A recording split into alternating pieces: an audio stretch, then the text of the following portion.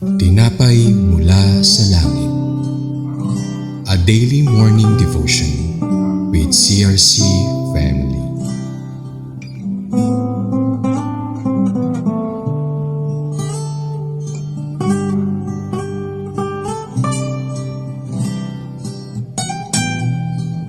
Magandang umaga po sa bawat isa. Ako po si Sister Jillian Patricio mula sa CRC Queens Row, Bacoor, Cavite. Samahan niyo po ako sa ating programang Tinapay mula sa langit, ang pang-araw-araw nating debosyon sa salita ng Diyos. Ngayong umaga ay matutunghayan natin ang salita ng Diyos na matatagpuan sa Judges chapter 11 verses 1 to 3. Ang title po ng ating mensahe sa umagang ito ay Jephthah's Background Before His Rise to Leadership. Bago po tayo magsimula sa ating reflection, tayo po muna ay manalangin. Ama naming Diyos, lumalapit kami sa iyo ng may pagpapakumbaba. Sa gitna ng ingay ng mundo at bigat ng aming pinagdadaanan, hinihiling namin na mangusap ka sa amin ngayon.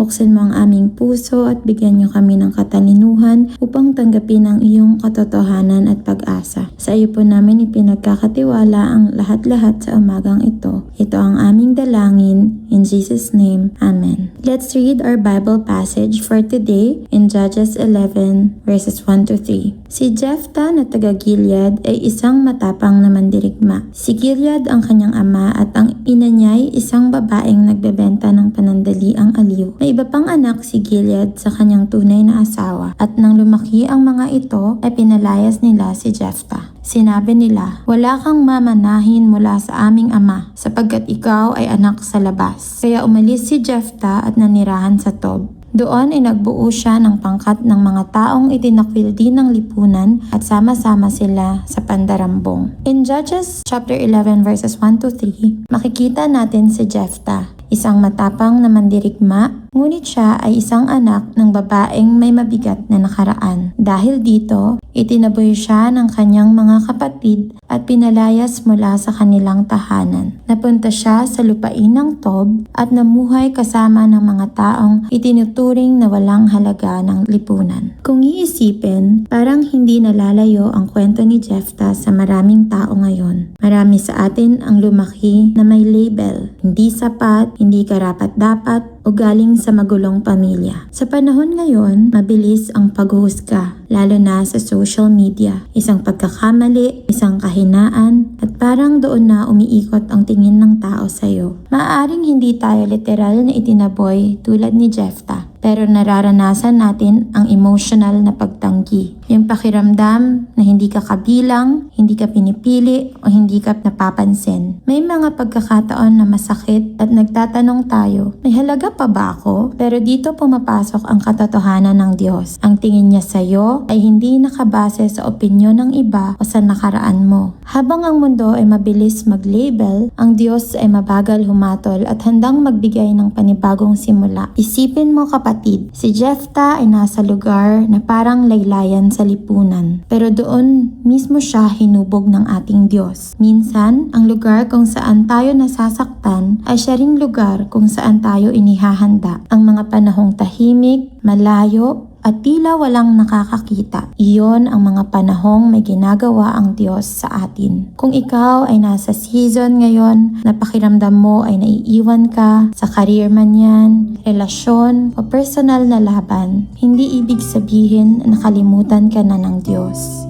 Baka ikaw ay hinahanda niya.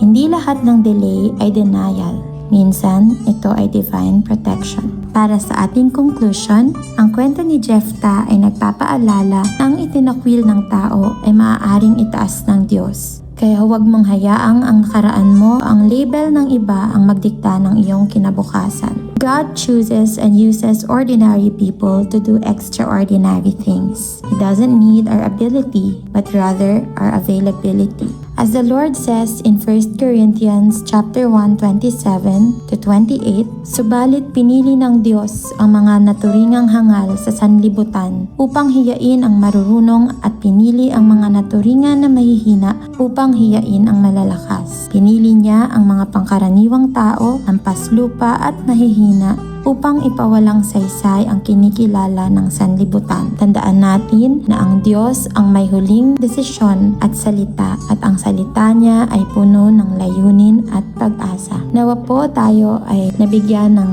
pag-asa at encouragement as we reflect in this message. Sa atin pong pagtatapos, tayo po ay manalangin. Panginoon, maraming salamat dahil kilala mo kami higit pa sa nakikita ng iba. Sa mga sandaling kami ay nasasaktan, tinatanggihan, o nagdududa sa aming sarili, ipaalala mo na ikaw ay may plano. Turuan mo kaming magtiwala sa iyong proseso. Patatagin mo ang aming puso at ihanda kami sa layuning inilaan mo para sa amin. Sa iyo po namin ibinabalik lahat ng papuri at pagsamba, maging ang mga pasasalamat. Ito ang aming panalangin. In Jesus' name, Amen.